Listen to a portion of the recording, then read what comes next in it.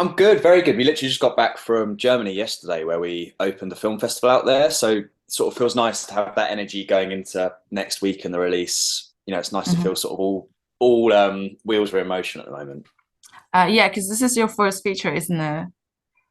Yeah, first Yeah. feature and 8 years in the making. So it's nice to Oh. sort of finally be able to celebrate stuff rather than just stress stuff. It's Mhm. it's the payoff at the end.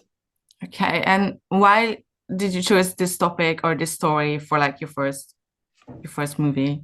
My friendship group, two of my friends that passed away when I was 21, basically, within 2 days of each other. And it was sort of in that I saw I saw sort of how, I've always been like the skinnier one. All my friends are rugby players. And suddenly I saw those guys that I'd grown up with my whole lives be incredibly emotional and incredibly in touch with their emotions, frankly. And I think in seeing that exploration, them access that side of themselves, I sort of realized they had always had that inside them. It just took a really massive event to bring that out.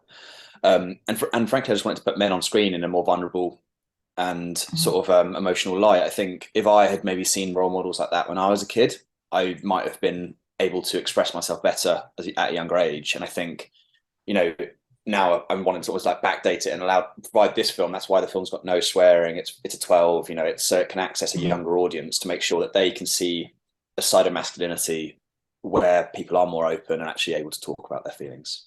And was the fact that it was like a very personal story, did it make it like easier or more difficult to put it in writing? I think it's both. In Mhm. there's bits that I put in which were too like the film it's semi autobiographical, but we didn't get to say goodbye to any of the people in my life. They all passed away on the spot. So what I started doing was putting too much of myself into it, and actually I tried to in the end strip myself back and make it a film for everyone rather than just telling my story. Mhm. Um, I guess the thing that's really helpful about it being my story is fully the like I guess the authenticity behind the voice, but also the fact that it's hard to make a film and 8 years of making something. There was no Mhm. point where I didn't want to do this. There was no point where I thought maybe this is too hard. It was like I needed to do it, and if it took 20 years, that was 20 good years spent. Okay. And so the cast in this film is like amazing. Oh, When casting it, were there like any aspects you were looking for, like I want my friend to be portrayed like this, or this is really what I want to get out of the character because you know the people? I have to give props to the producers there because the way we got this film financed was privately, and often that's very cast dependent. And the Hmm. producers really trusted that actually the best way of making this film was to be in character dependent rather than cast dependent. So we really were allowed to find the right people for the roles rather than try and make people fit into the roles. So Hmm. we saw probably 1,000 young actors in the end. Everyone from people who are now in Heartstopper, across the board. We saw all these amazing young talent, and we would see them through tapes. We'd get loads of people in the room. We'd workshop them together, and we really formed out a friendship group that felt authentic and like they got along off screen as well as on screen. Hmm. And that was even reflected in the rehearsal period. Instead of doing a set sort of 3 4 day rehearsal, we went away for 3 or 4 we went away for 2 nights 3 nights, to a cottage together in the countryside, and we just lived together. And me and Jamie went, the producer, and we gave them each a video camera and told them to go and make a film together. And we kind of made sure that the behind the scenes story had to mirror the on-screen story, and it allowed for better improvisation on the set as well, because they sort of really got each other and they knew each other's characters and they knew what people would respond to. And yeah, it became really healthy. Okay. And so when you saw the actors on screen for the first time all together, what went through your mind? Or it was interesting because the way we shot it was we very much shot the parents, then Sid and Lily, then the boys. So you kind of had these three stories going simultaneously. And I guess to start off on the first day, the parents are quite reflective of my parents. So that was quite a unique thing to see, almost like this fictional version of my own parents on screen. That was quite a but actually the boys are less reflective of my own friends. Okay. They're more the right people for the role, as I said, that really sort of came about through just Mhm. authentic casting. But I think more than seeing them all together, it was that thing of just like, holy shit, this is actually happening. It was a nice experience. I was 9-year-old kid who wanted to make films, and suddenly I was on a set making my first film. It felt pretty magical, you know. Like then that was always going through my head was what the hell. So it took like 8 years to make this film. So how long did you guys shoot for actually? How long was We the shoot? shot we shot 25 days Mhm. sequentially, and then we did 2 or 3 days of like pickup shoots or GVs and general like nature shots. So Mhm. 25 days slash 28 days. Okay. And then what was the scene that was the most difficult to shoot? Yeah. The most difficult scene to shoot. That I think there was a lot of this the film's got a lot of scenes which have an emotional impact, and I Hmm. think it was always balancing time against, we're an indie film and we didn't have, it's 3 hours to get this scene that that actor's preparing for and really ready for, and we've got 4 or 5 shots to capture it in, and you've really got to be clinical with your choices. And so I think a lot of the emotional scenes were hard, but then I would say the argument scene between Sid, Diggs, and Lily was probably the hardest scene to film, and the reason being because each of the actors kind of lived their own story in the way that like all the young boys, they had so much fun. They were all like Wolfie, Plod, and Dribble. They all got the fun stuff. Hmm. Lily got all the happy stuff with Sid, so Sid got that as well. And all Diggs had seen was the family and Lily. So almost that was right at the end of our shoot. And I think Wilson had just had this process where all he had seen was the hard stuff, and that was the final Okay. thing for him. So it felt like a real kind of breakdown of that character, and it was definitely the scene that I felt most watching it. I really felt Wilson just sort of take those punches, and Hmm. yeah, it's pretty. I think not hard to watch. Just I remember feeling that was for all characters was a real like emotive big day. Hmm. And like in the film, you see like a book with like all drawings of the characters and the friends. How did that one come along?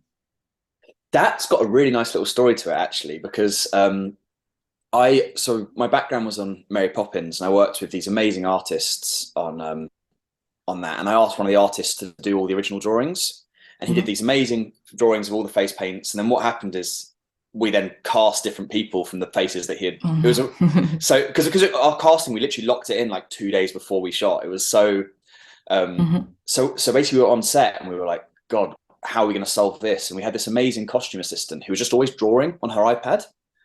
And eventually we looked at it and we're like, you're incredible. Her name was Linyi.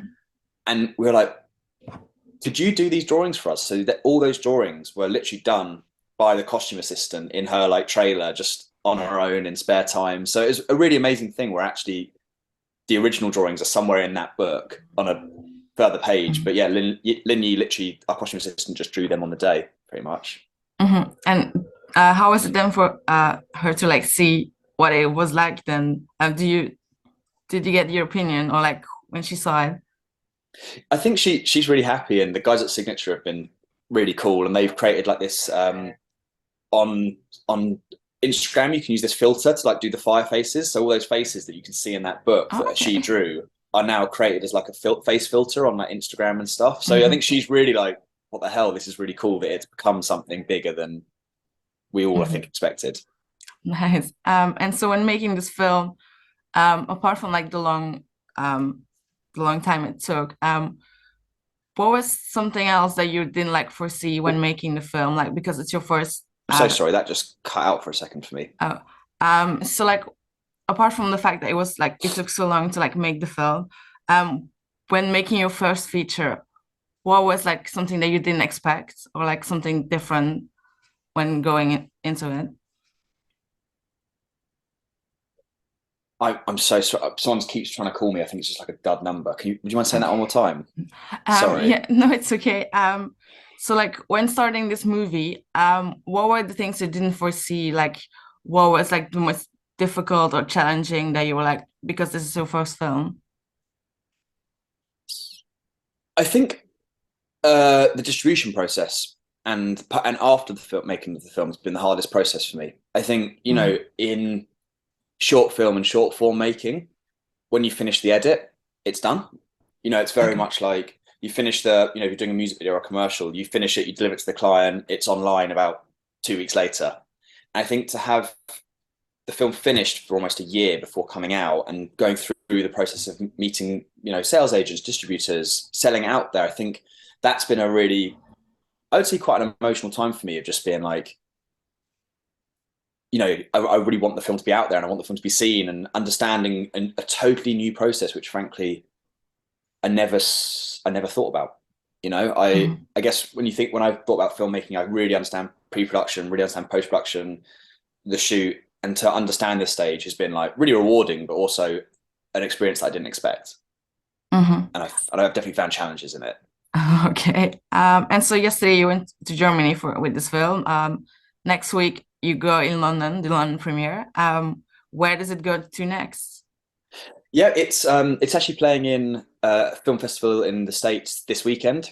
So it's there. So we'll be there. We've got a couple of other festivals in the States, and we're just about to announce. So I don't think this can be announced in your article, but we're about to announce a US deal, and we're closing in on an Australian deal and a Scandinavian deal as well. So there are we're starting to pick up, and we're really hoping. I think the thing maybe to say it in the article would be, we're really hoping that Cannes can be a really positive market for us, because there's a lot of energy around the film. And Mia, who's one of the leads in our film, has just been announced as one of the leads in a film in Cannes that's got into Cannes. So we're hoping that we can kind of utilize Cannes to make sure we sell it to even more places, because I hope that this film will have a good space in the world. And so yeah, when this one is released, you already have other projects you're working on. I know it's difficult to talk about it, because a lot of people say, oh, we can't talk about it, but yeah, the ones you actually can talk about it.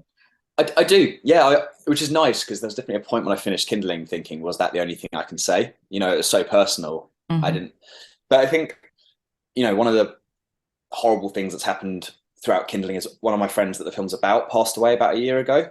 So it's sort of almost my journey is almost starting again, and I guess grief's been occupying my mind again.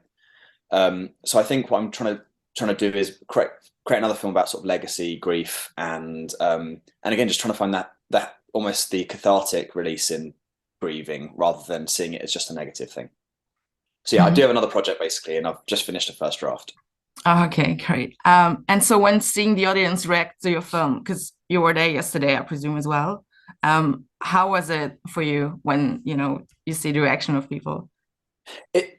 It's honestly one of the best things that I've ever experienced. I can't describe it, because I've spent quite a long time processing grief in my mind and not talking about it.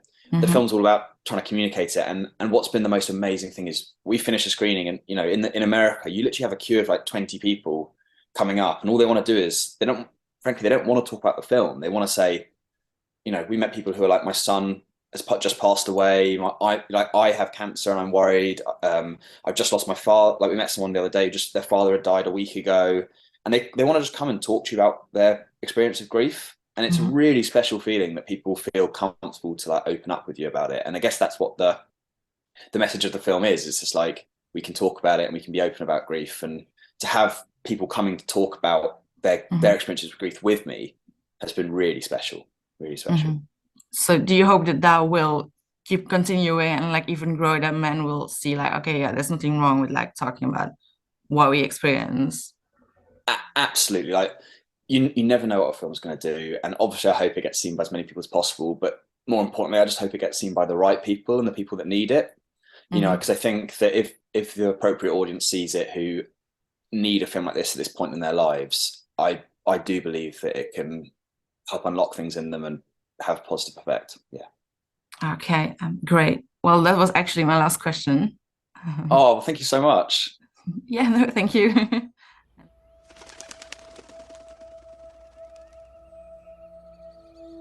I wanted this summer to be remembered. Next Friday will be 3 years since they told me that they didn't think I'd make it more than 3 years. And that's it then. We're celebrating that. They've not seen the worst of it like us, though, have they?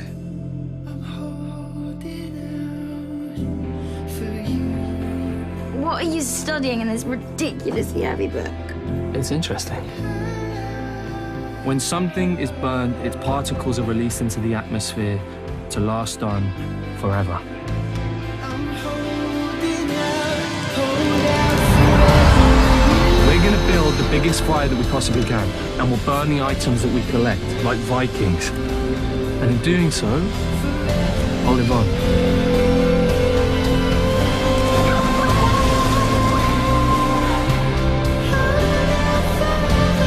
You're taking him from all of us! Sid, what's he talking about? You're dying and you haven't even told her!